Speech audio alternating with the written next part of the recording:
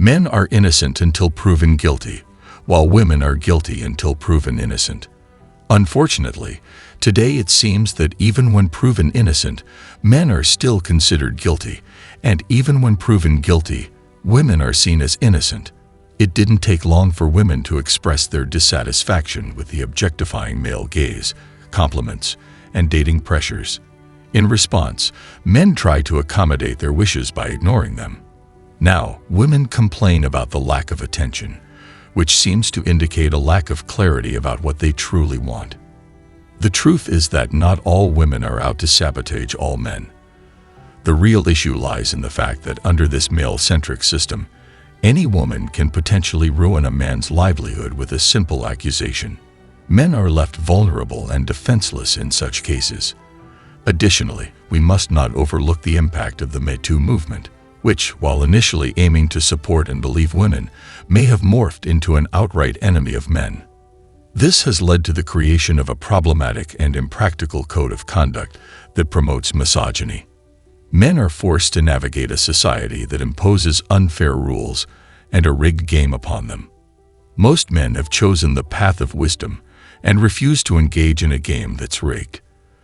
The current behavior of women has become nothing but a source of annoyance for me and many other men. Their actions have reached a point where I struggle to maintain a conversation with them for an extended period before feeling tired of their presence. No matter how cute they dress, it cannot conceal their absurd level of annoyance and immaturity.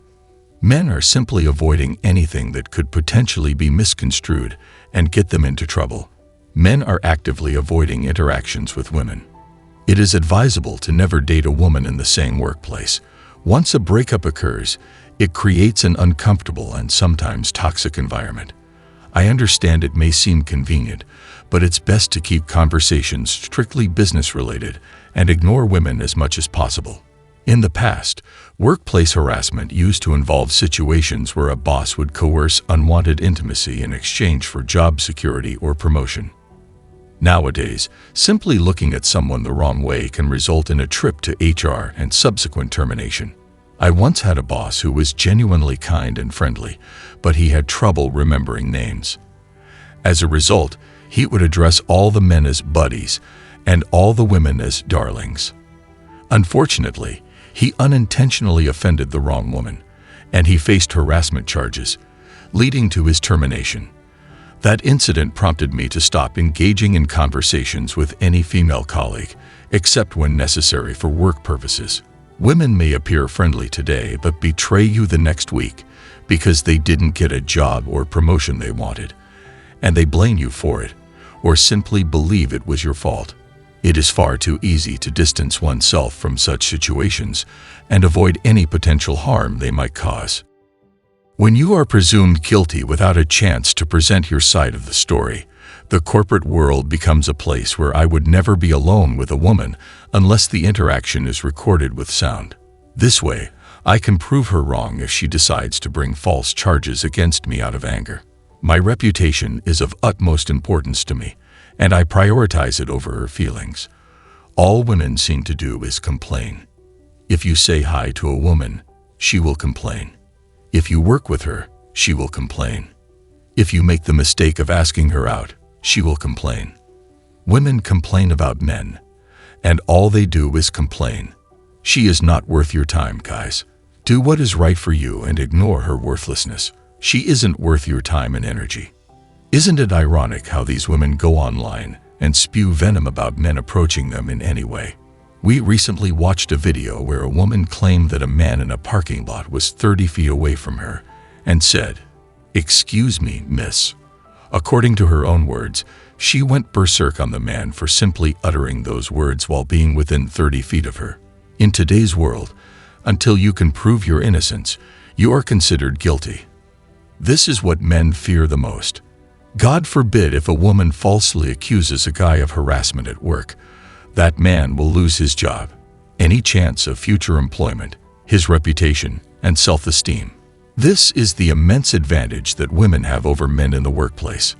We had an entire Me Too movement where even the slightest gaze from men in the workforce was deemed offensive by certain women. The male gaze became a subject of complaint. Consequently, men are now maintaining a respectful distance and only engaging with women at work regarding work-related matters. When it comes to workplace harassment, companies often terminate the man without conducting a proper investigation. Women have contributed to this problem.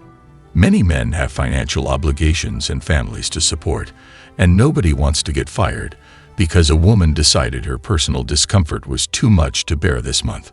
Regarding complaints about ignoring female coworkers, doing nothing is easier to defend and justify as an inaction.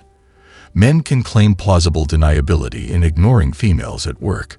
They can appear confused and mention their heavy workload, emphasizing limited time for socializing.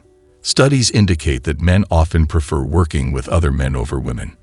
This preference demonstrates the increasing wariness men have developed towards women over time, especially in the past decade.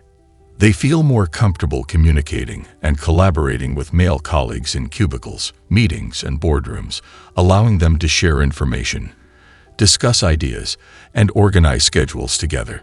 This is driven by the fear of losing the careers they have worked hard to build due to a single baseless accusation. In a society that predominantly favors and believes women's statements, one false charge can turn a man into a villain. Men should not be blamed for their cautious approach. They can observe the changes that have occurred over the years, particularly with the rise of the Me Too movement. They do not wish to shoulder responsibility for something they did not commit, nor do they want to risk losing their jobs, status, and position in society. Women also tend to hire fewer women overall. Furthermore, studies indicate that the majority of HR departments consist of over 80% women, raising questions about true diversity. Considering these factors, one must ponder whether the accused man will receive a fair, objective, and impartial evaluation of the facts in their case. Women have started to protest against being expected to work late and finish projects on their own. Instead, men are preferred as work partners to minimize risks. When women complain about feeling ignored and isolated at work, it is because men have everything to lose from false accusations, while women have much to gain. To create a more comfortable work environment, the anti-male narrative needs to relax, allowing men to feel at ease around women again.